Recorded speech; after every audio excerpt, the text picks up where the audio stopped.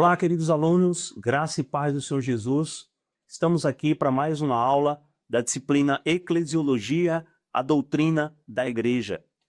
A minha expectativa é que você tenha feito progresso nessa disciplina, aprendido muitos princípios, muitos ensinamentos que a palavra de Deus nos traz sobre a igreja do Senhor Jesus, comunidade de fé, o corpo de Cristo. E com isso, você possa ter mais amor e apreço pela igreja, mais envolvimento, você ore pela igreja, coloque os seus dons à disposição da igreja para poder servir a Cristo, servindo a noiva de Cristo. Servindo a Cristo, servindo ao corpo de Cristo. É isso que é a igreja, e é isso que a gente tem tentado trazer. A gente tem tentado destacar para vocês aspectos práticos da doutrina da igreja. Isso tem a ver com a nossa fé, com o nosso cristianismo, com o nosso dia a dia.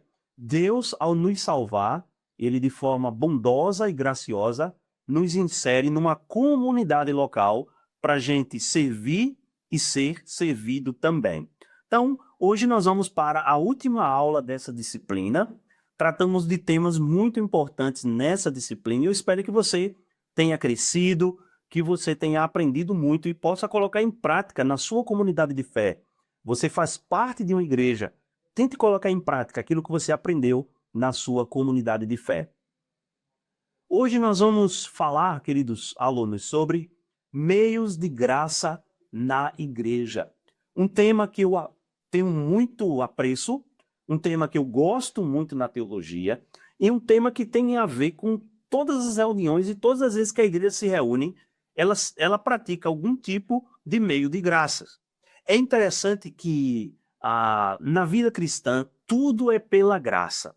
Graça significa o favor de Deus que nós não merecemos. A nossa salvação é pela graça. Mas não só a nossa salvação é pela graça. A nossa vida cristã é pela graça. Então, a graça de Deus se manifesta em todos os momentos da nossa vida. E nós vamos ver aqui alguns meios, alguns instrumentos que Deus estabeleceu no corpo de Cristo para ser um meio de dispensar para o povo de Deus bênçãos espirituais, graça na vida do povo de Deus. Então, quais são? A pergunta fundamental dessa aula é: quais as diversas atividades da igreja que Deus usa para nos dispensar bênçãos? Nós vamos ver que há um conjunto de atividades, elas são variadas na vida do povo de Deus, que Deus, de forma graciosa e poderosa, usa para dispensar bênçãos sobre a vida do povo de Deus. Se você não se apropria, se você não tem desfrutado desses meios de graça, de certa forma você tem perdido de receber as bênçãos do Senhor, de receber essa graça da parte do Senhor. Esses meios de graça não são para os que não são salvos no primeiro momento. Eles são para os crentes em Cristo Jesus. Então, alguém que entra no corpo, alguém que recebe a salvação, recebe depois os meios de graça. Uma pessoa que não conhece a Cristo, o meio de graça, vamos assim dizer, que ele precisa é a salvação, é o evangelho, a pregação do evangelho. Então, esses meios de graça são para o povo de Deus. Primeiro, vamos definir o que são meios de graça. O que é que queremos dizer quando afirmamos ou falamos sobre meios de graça? Mais uma vez, usando as palavras de Wayne Grudem, digo mais uma vez porque em aulas passadas temos utilizado a contribuição desse teólogo. Ele diz assim: meios de graça são quaisquer atividades na comunhão da igreja que Deus usa para distribuir mais graça aos cristãos. Então, meios de graça são qualquer atividade. A gente poderia mencionar aqui a pregação da palavra, a ceia do Senhor, cânticos, a comunhão. Então, essas atividades e outras, Deus utiliza para distribuir mais graça ou bênção sobre a vida do seu povo. Vejam, são meios de graças. Deus utiliza esses meios para dispensar, doar, derramar bênçãos e graças sobre a vida da sua igreja. De certa forma, é um grande privilégio poder, através desses meios de graças, receber bênçãos advindas da parte do Senhor. Para alguns teólogos, apenas a pregação da palavra, o batismo e a ceia do Senhor são considerados meios de graças. Esses são 3 tipos de meios de graças, mas para nós há outros. Mas alguns teólogos defendem que apenas a pregação, o batismo e a ceia são os únicos meios de graça que Deus dispensa para com o seu povo. Outros acrescentam a esses 3 a prática da oração também como meio de graça. Mas, contudo, todavia, pela definição que apresentamos anteriormente, os meios de graça são quaisquer atividades na comunhão da igreja, no corpo da igreja, na unidade da igreja, que Deus usa para distribuir mais graça aos cristãos. Wayne Grudem considera como meios de graça a lista abaixo. Nós vamos ver uma lista com pelo menos 11 itens que podem ser considerados meios de graça no meio do povo de Deus, meios de graça na vida da igreja, que Deus usa para dispensar graça e bênçãos ao seu povo. Primeiro, o ensino da palavra é um meio de graça. A implicação disso é que nós devemos estar atentos aos estudos bíblicos, às pregações, quando a palavra é ministrada de forma pública, num culto público, ou de forma privada, num aconselhamento, num discipulado. É interessante, caro aluno, que o apóstolo Paulo, em 2 Timóteo, capítulo 3, versos 16 e 17, diz sobre a palavra de Deus algo que é tremendo. Ele diz que, 2 Timóteo 3, 16 e 17 diz assim: toda a escritura é inspirada por Deus e útil para o ensino, para a repreensão, para a correção, para a educação na justiça. Com que propósito? A fim de que o homem de Deus seja perfeito e perfeitamente habilitado para toda boa obra. A Bíblia, quando ensinada, pregada, exposta, ela é a palavra de Deus.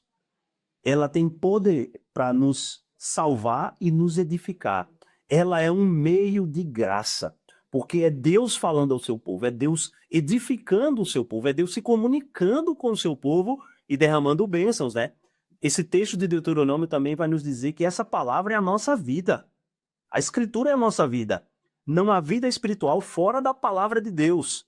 O Salmo 119, 105 vai nos dizer que lâmpada para os meus pés é a tua palavra e luz para o meu caminho. A implicação disso, como eu disse, é que nós devemos estar atentos, sermos receptivos. Como disse o escritor Tiago, nós devemos nos tornar praticantes da palavra, não só ouvintes, porque o ensino, a exposição da palavra é um meio de graça e um meio que Deus usa para trazer crescimento para o seu povo.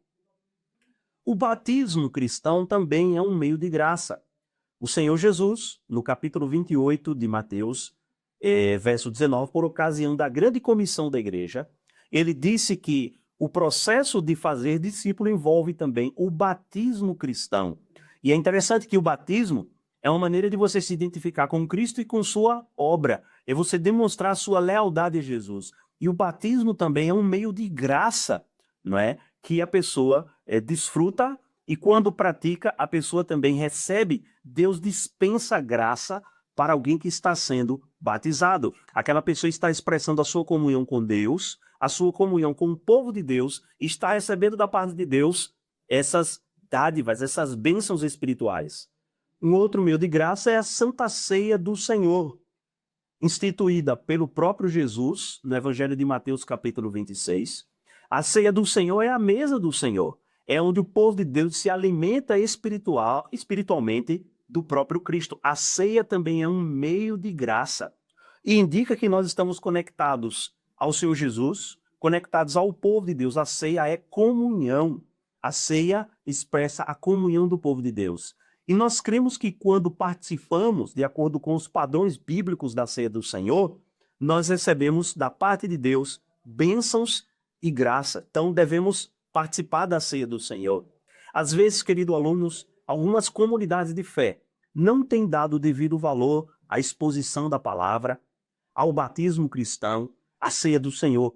Mas nessa aula você tem aprendido que são meios de graça, meios pelos quais Deus dispensa graça ao seu povo. O seu povo não pode desperdiçar a importância e o valor dessas práticas cristãs. Outro meio de graça, a oração. A oração é poderosa, né? Tiago, em sua carta, vai dizer que muito pode, por sua eficácia, a oração de um justo. Nós podemos orar uns pelos outros, podemos orar por nós mesmos, e a oração é um meio de comunhão, de relacionamento com Deus. Deus abençoa e dispensa bênçãos para a vida do seu povo por meio da prática da oração. A oração é uma ferramenta de podermos receber também a graça do Senhor, é um meio de graça. Nós devemos estimular as nossas igrejas a essa prática tão importante. Um outro meio de graça é a adoração. A adoração pública, não é? Porque é interessante, né? Existem meios de graça que são tanto públicos como privados. Por exemplo, a palavra de Deus, o ensino da palavra de Deus. Eu posso aprender da palavra de Deus ouvindo alguém, mas também sozinho, lendo a Bíblia, estudando a Bíblia, meditando na Bíblia, não é? Por exemplo, o batismo é um meio de graça público.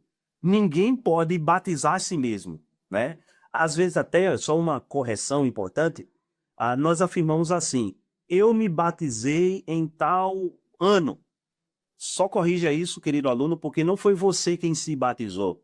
A expressão adequada é: eu fui batizado, porque você recebe o batismo, né? Não é você mesmo quem se batiza, é alguém que batizou você, né? Então isso é interessante. São pequenas coisas que podem fazer a diferença das nossas expressões. Então, a adoração tanto pode ser um meio de graça público, em comunidade, como povo de Deus, mas também pessoal.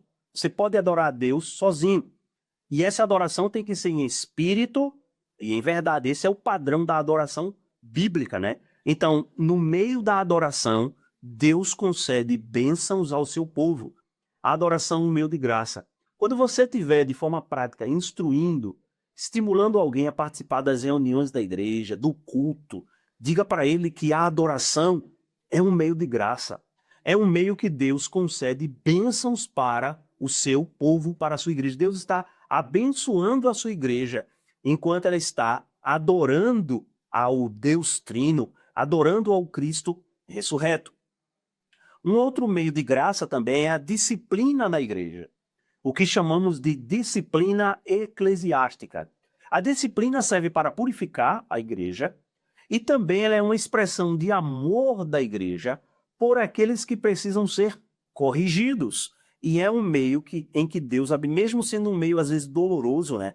Mas, querido aluno, quando pensamos em disciplina, ela não só é uma disciplina corretiva ou excludente, né? Quando exclui ou desliga alguém da membresia da igreja.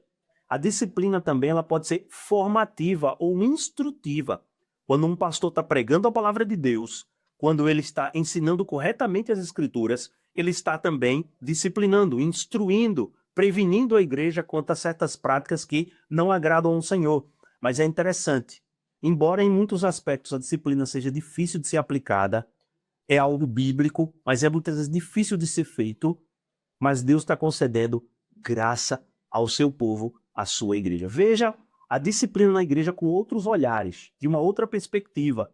É um meio de Deus conceder graça, bênçãos para o seu povo. Quando o seu povo pratica esses meios de graça de forma bíblica, com a motivação certa, Deus abençoa o seu povo. Ainda a oferta.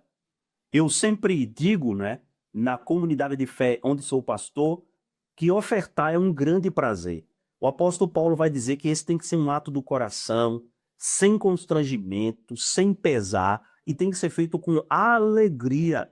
E eu sempre faço questão de frisar também que nós devolvemos ao Senhor aquilo que é do Senhor, e Deus já nos abençoou muito. Mas é interessante. E não fazendo uma barganha com Deus, mas de forma graciosa, Deus também nos abençoa quando nós ofertamos de coração. Então, ofertar é um privilégio, mas também é um meio de graça. Deus abençoa o seu povo por meio das ofertas que o seu povo levanta para contribuir na obra de Deus, né? Eu também sempre friso na minha comunidade de fé que Deus não precisa das nossas ofertas e que ele poderia ter estabelecido um outro meio de sua obra ser mantida e sustentada. Mas aprove a ele fazer com que, por meio dos recursos financeiros de seu povo, a sua obra fosse mantida e expandida nesse mundo. E é um meio também que Deus dispensa graça. Aqui não é a ideia, querido aluno, da teologia da prosperidade, de você tentar fazer algum tipo de barganha com Deus. Como disse o D.A. Carson, né? Como é que nós podemos barganhar com um Deus que tem tudo? Deus não precisa de nada da nossa parte, mas ele estabeleceu que as ofertas seriam meios de nós contribuirmos, e é um meio da gente também receber de Deus graça. Então é um privilégio, né? Os dons espirituais também são meios de graça. Interessante, os dons são dados pela graça, devem ser exercidos pela graça, e quando nós fazemos isso, Deus também dispensa graça para a sua igreja. E é uma coisa importante, nós devemos ensinar as nossas igrejas e os membros das nossas igrejas a servirem de acordo com os dons espirituais que eles têm, porque o corpo vai ser edificado e o corpo também vai poder receber bênçãos da parte de Deus quando ele está funcionando de forma bíblica, de forma saudável e de forma adequada. Então, os dons espirituais são meios pelos quais Deus dispensa graça ao seu povo, né? Ter um dom espiritual, e todo crente tem um dom espiritual, é interessante, né? Dons espirituais têm a ver com pelo menos duas doutrinas bíblicas. A doutrina do Espírito Santo, é o Espírito Santo quem concede os dons, mas também com eclesiologia, porque os dons espirituais são exercidos para edificar o corpo, e o corpo de Cristo é a igreja do Senhor. Isso tem a ver com a nossa disciplina. Veja como na teologia, caro aluno, os temas estão interligados, né? Um tema está ligado ao outro, dialoga, interage com o outro. Então, ao falar dos dons espirituais, nós podemos falar da soberania de Deus em distribuir os dons, da divindade, mas também da pessoalidade do Espírito Santo em conceder os dons, e também o ambiente, o contexto onde aqueles dons vão ser exercidos é no contexto da igreja, para a edificação da igreja. A igreja é edificada pelo exercício dos dons, mas também ela recebe da parte de Deus graça em exercer esses dons espirituais. A comunhão. E aí eu queria ler um texto da palavra de Deus que está em Atos dos Apóstolos, no capítulo 2, texto esse muito conhecido, tenho certeza que você conhece essa passagem, em que fala da igreja primitiva. Diz assim, Atos 2:42, que os crentes primitivos, nossos irmãos na fé, que partiram e já estão com o Senhor, eles perseveravam na doutrina dos apóstolos e na comunhão, no partir do pão e nas orações. Aqueles irmãos, aquela era uma igreja apostólica, vimos isso em uma das nossas aulas, né? Ela era fundamentada na doutrina dos apóstolos, mas também, além de perseverar na doutrina, era uma igreja perseverante na comunhão, na koinonia. Eles tinham algo em comum, a fé, o amor por Jesus, o apreço pelo reino de Deus, o apreço pelo evangelho.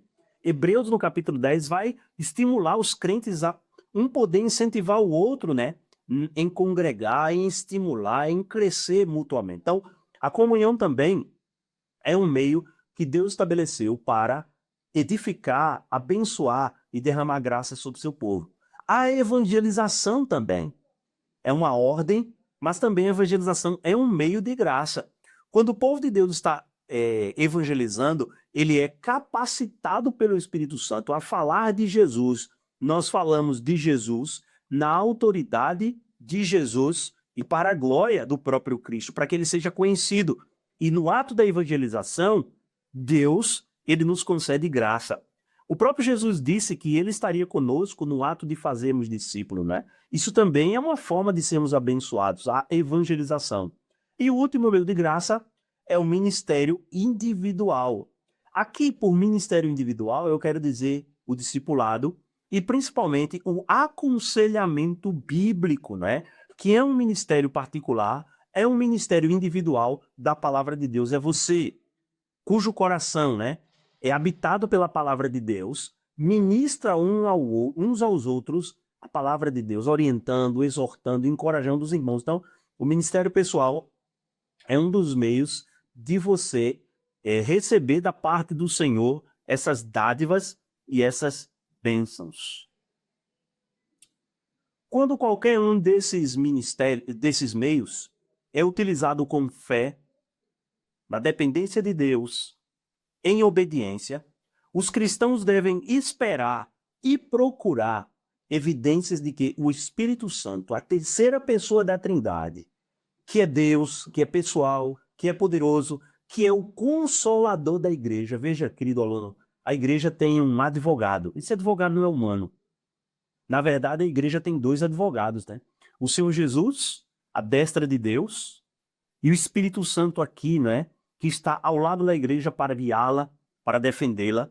Então, você pode procurar evidências de que o Espírito Santo está, de fato, ministrando às pessoas simultaneamente a utilização dos meios de graça.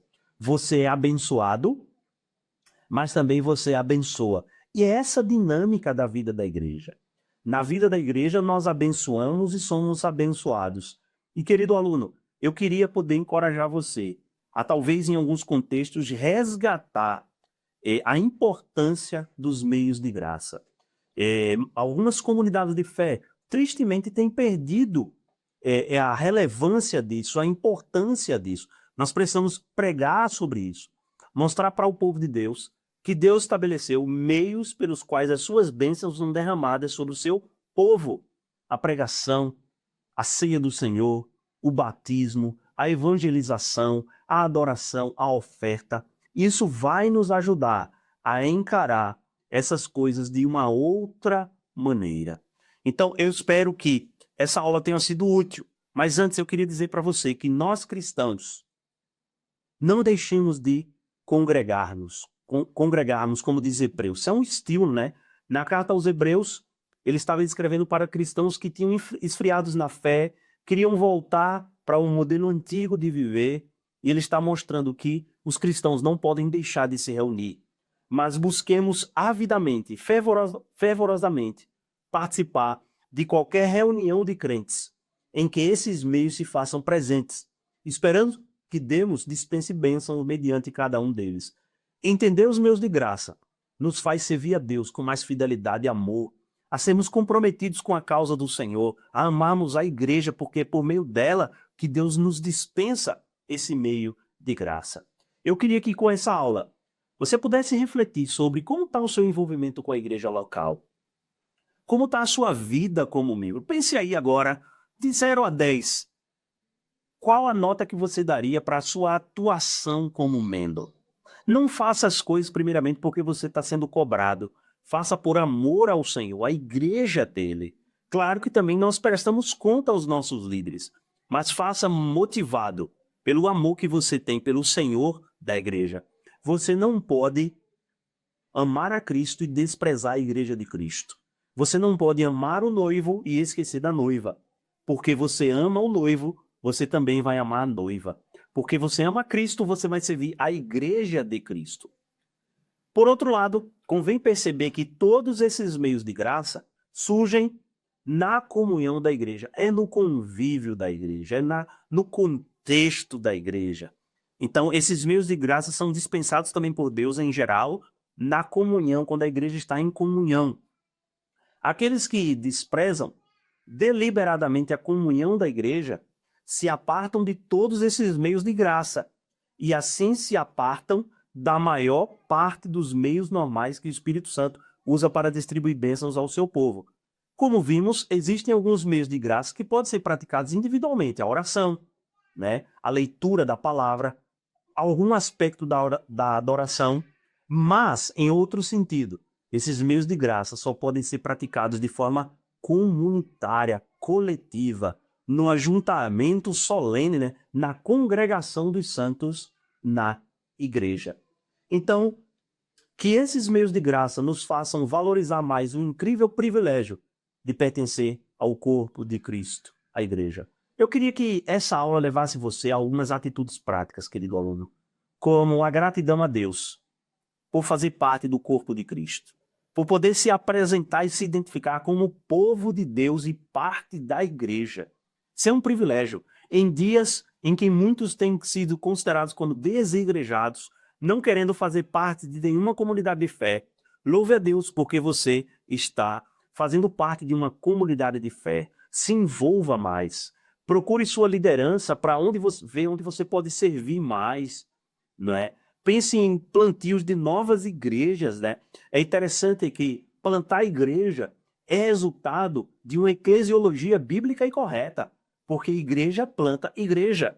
Novas comunidades de fé nascem de igrejas já estabelecidas. Então veja que essa disciplina, ela tem muitas implicações para a nossa vida, para o nosso envolvimento com a igreja, para a obra missionária, não é?